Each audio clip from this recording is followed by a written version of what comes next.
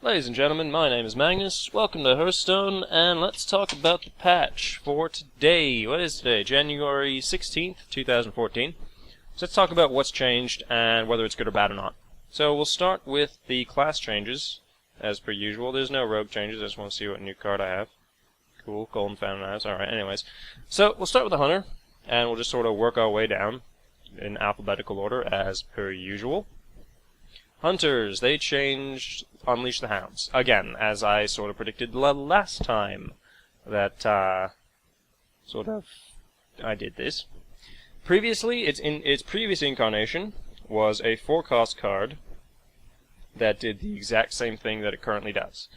Now, what happened with that is it required your opponent to have a number of minions on the field to make it viable, and you played it with stuff like the Starving Buzzard to get a bunch of cards, or you played it with the Scavenging Hyena on the field, or you could drop the Scavenging Hyena on the field and feed the dogs to your opponent to buff this thing up crazy.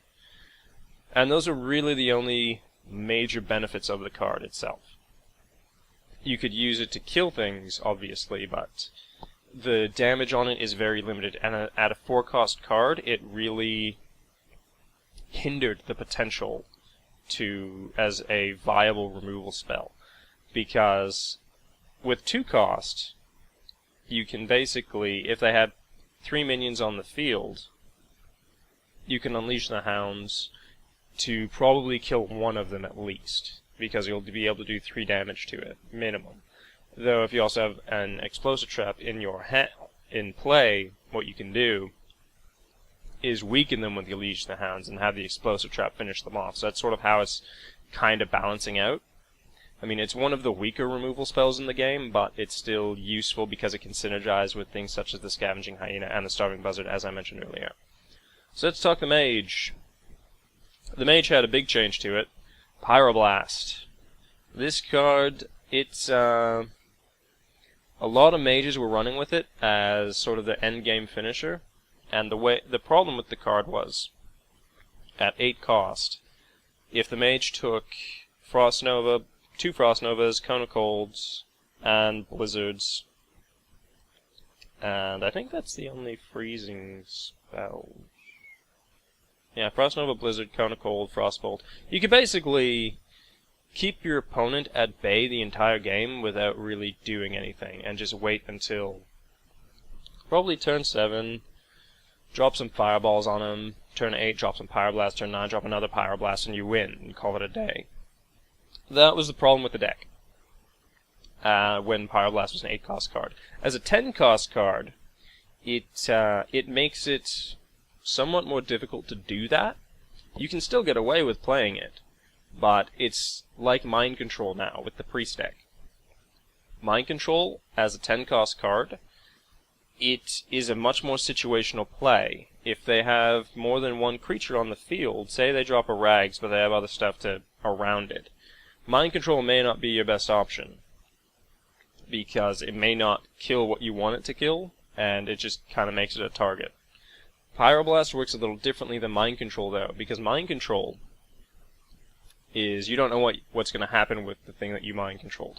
For example, I'll use Rags as an example, since it's one of the most popular cards in the game. So you mind control Rags, he comes to your side, and you're hoping he kills, say, something that's not Sylvanas, because Sylvanas is also in play for some stupid reason. Let's just kind of make a hypothetical where Rags is a bad thing to mind control. And he kills it. So you mind control Rags, and Rags hits Sylvanas, and then they just get the Sylvanas back for some reason whatsoever. This happens. You're kind of screwed. You just burn a mind control. Pyroblast, however, doesn't work like that because it's just a direct damage spell. So you have a little bit more flexibility with it than you did with mind control, but it's still going to change the tempo of how the mage class plays. I will toy around with it and let you know what I find. I'm not 100% sure, though. Alright, the Warlocks received another interesting change. This is actually probably one of my favorite changes, this patch, is the change to the Blood Imps. It's kind of a nerf, but it's also a buff, depending on how you look at it. In its previous form, the Blood Imp was incredibly strong, especially with low cost and low health minions, because it just made them that much more durable. And you could play a lot of them and they all benefit from it. That was the problem with it. If you played a bunch of low cost stuff, it made them a lot harder to kill. So you'd fill up your board and there'd be so much more health that you could always make favorable trades on your part, and your opponent was basically, well, shit, what do I do, essentially. With this current change, it is now just a 0-1, sits in stealth, and just kind of does stuff. It becomes a young priestess that can't attack, which is good, because it buffs a certain type of playstyle. It buffs a playstyle where you don't use a lot of minions at the start, and it can also be useful later on as well. It provides the card a much more utility base rather than just, okay, here's an AoE health buff to my entire board, deal with it. Now what it does, as I said, it's basically a young priestess, and young priestess is, if they live, they're annoying to deal with because it increases the health of random minions. So if I, say for example, I'm going second on turn 1, I drop a Blood Imp and, sure, a Flame Imp. Why not? It's the one that I'm looking at. This instantly becomes a 3-3 on turn 1 that my opponent now has to deal with. If it doesn't die on turn 2, it becomes a 3-4. If it doesn't die on turn 3, it becomes a 3-5, if I haven't played anything else. Which I may or may not do, depending on what my opponent does. I may use removal spells, I may life tap. So this thing instantly has the potential to become a 3-5 within 3 turns, if it lives, and you don't have anything else in play.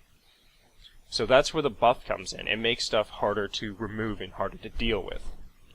So I'm very much a big fan of this change. I hated Blood Imps before, because they just kinda were really strong against everything. Now they're easier to deal with because you can focus down the single target creature that's been buffed. You don't have to kind of deal with everything all at once. But they're still borderline overpowered, because it's hard to, because with the young priestess you can ping it with a lot of stuff. The Blood Imp, you have to get it with an AoE spell. That's the only way to deal with it. It does only have 1 health, so pretty much every AoE spell in the game kills it, but they're annoying to target because of the stealth component. Alright, the warrior probably received the biggest changes to a lot of things, mainly to the charging abilities of the class. So let's take a look. Both Charge and the Warsong Commander had a bit of a massive overhaul. Charge previously was a 0-cost card that just gave a minion charge. Now it gives it 2 attack and charge, so you can still use it on some big nasty stuff, and you can still get away with it, actually. Now, the Warsong Commander. This card is probably the biggest change that we've seen in a very long time. What it used to do, it just gave everything charge. You played a minion and it had charge. So you played a Mountain Giant.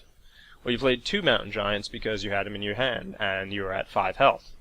So basically, you just dropped 16 damage on your opponent, and there's no damn thing they can do about it. You pull it back with a Youthful Brewmaster, drop it again, and now you've done 24 damage. Do it again with another Youthful Brewmaster, and you've done 32 without anything on the board to start with.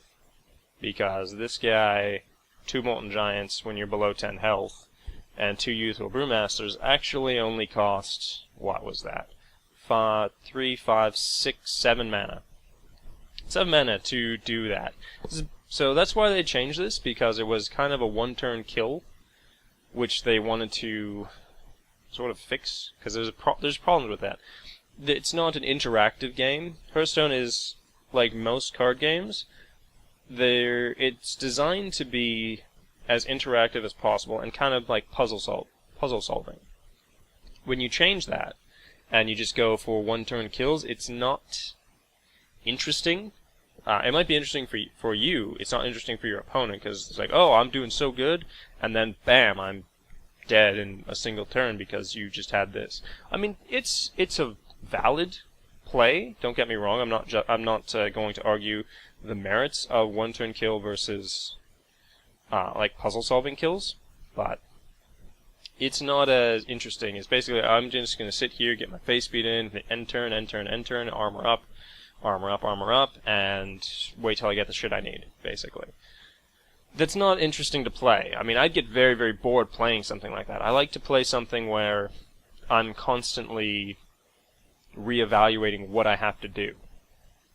Now, that said, you can still come close to a one-turn kill with a Warsong Commander, because it gives charge to minions with 3 or less attack. So, Raging Worgens still work, because they have 3 attack. I tested this previously, probably about 20 minutes ago before actually recording this video, to make sure that this is actually going to work when I talk about it.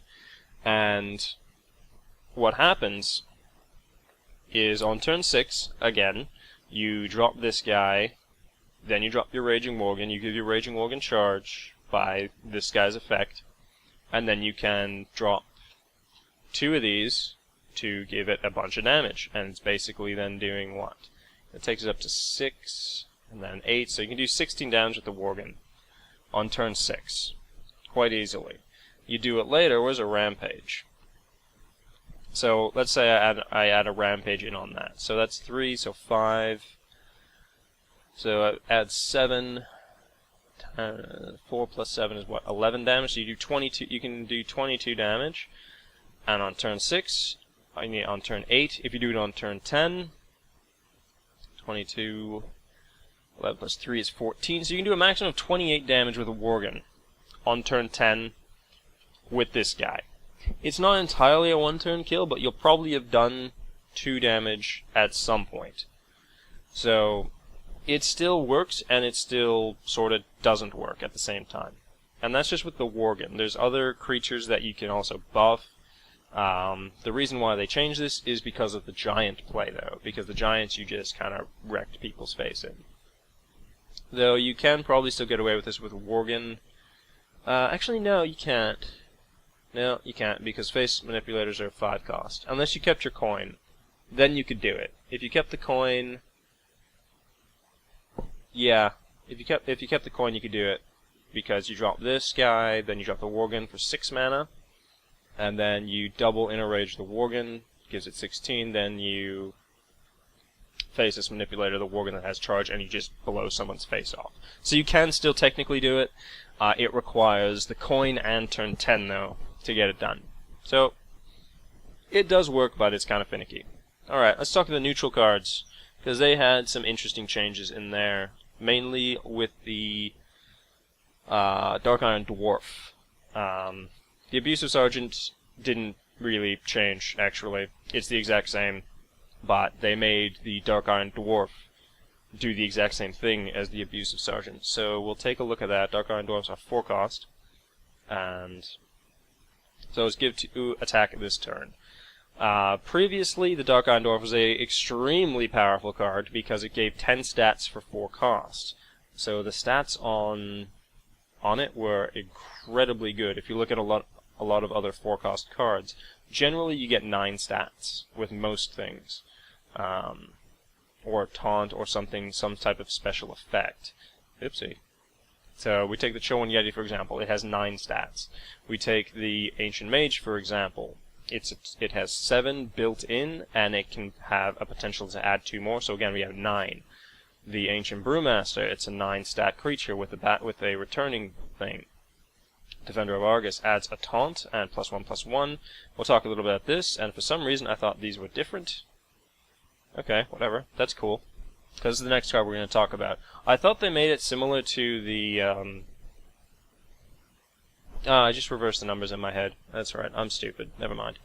So, the Dark Iron Dwarf is, it's now basically a beefed up Abusive Sergeant. Which is fine. It's still a very strong card to play. You can use it to kill something off relatively quickly, if you need to.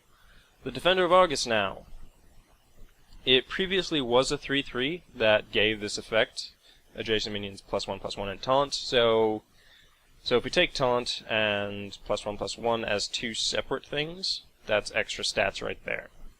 So that's why it gives, let's see, 3, 5, 4, and the Taunt counts as a stat. So that essentially gives it 9 stats on this card, basically.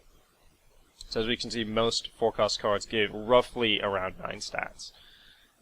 With the exception of this guy, but it gives 2 creatures, and this guy, but it's a special weapon with Taunt, because they're pirates, and pirates are silly like that. Anyways, the Defender of Argus, previously a 3-attack, 3-health creature that gave +1/+1 in Taunt. It is now a 2-attack, 3-cost creature, or 3-health creature for the same cost. I still expect this to be one of the most popular cards to play, because it buffs 2 creatures at the same time for 4 cost, and gives them Taunt, if they're big and nasty like Chillwind Yetis, for example, or Hell. I've been a fan of using them on bigger stuff, like dragons, to make them 5/5 with Taunt. It's pretty damn effective. So, what was I looking at? No, that's not what I wanted. Where was I? There we go. Defender of Argus. Now, the reason why you change a lot of cards, like Dark Iron Dwarf, Defender of Argus, is because they get played a lot. You see them a lot in most decks. If you look up, you can look up a variety of decks, and these 2 cards are in almost, they're in a good chunk of them. If I pick out a random deck on like Hearthstone, I'll probably find one, if not both of them, double tapped each time. It's just, they're very, very solid cards. As is the next card we're going to talk about, which is the Novice Engineer. There we go. Previously, it was a 2/1, or a 1/2 for 2, with the Battlecry draw card. Now it's a 1/1 for 2. So, it's a little bit of a weaker loot order, but it gives you the card immediately, and cannot be silenced. It can be silenced, but you'd be pretty stupid to. It doesn't kill things as well, and it now doesn't trade out very well for those low-cost minions. Because what you could do is you could use the pink Divine Shields on, say, the Argent... Oh, right, I'm in 2 cost. You could use it to ping Divine Shields off the Argent Squire, or kill Elven Archers, or Murlocs, or weaken things. You could do it for that, because it had the 2 health. Now you can't really get away with it, because it kills the creature with the 1 health. So, it is a bit of a nerf to the card, but I don't expect to see it leaving the meta anytime soon, because it does give you that early card draw. And it still works with things like Youthful Brewmasters. If you want to play it, pull it back, play it again, I don't know. You can still do things like that. Okay, what's the last card that we're going to take a look at? Sylvanas. Previously a 5-cost card, is now a 6-cost card. I don't really know how that's going to play. I'm still probably going to use it, though it does change a couple of things, particularly what you can play with it, when you can play it, if you want to make it a taunt with, say, the Defender of Argus, which I've been known to do. I do that somewhat frequently because it makes Sylvanas just that much more annoying to deal with, because you have to run your face into her or silence her, which you're probably going to do anyways, but it kind of makes you burn 2 things to do it. So, at 6 costs, I don't really see it affecting gameplay all that much. It delays when you can bring her out. Like if you're having a bad run and you would normally play her on turn 5 to try to trade out some minions, but on turn 5 and turn 6, it's not going to be a huge difference. Especially if you can have something else to play. She's still going to be a pain in the ass to deal with, and she's probably still going to continue to be one of the most commonly used legendaries in the game, just because she is annoying to deal with.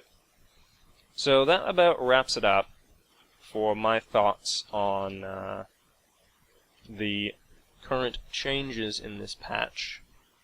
So, I'm going to toy around with some things and sort of see what goes on with it. And as always, good luck out there. Thank you for watching. My name is Magnus, and I shall see you next time.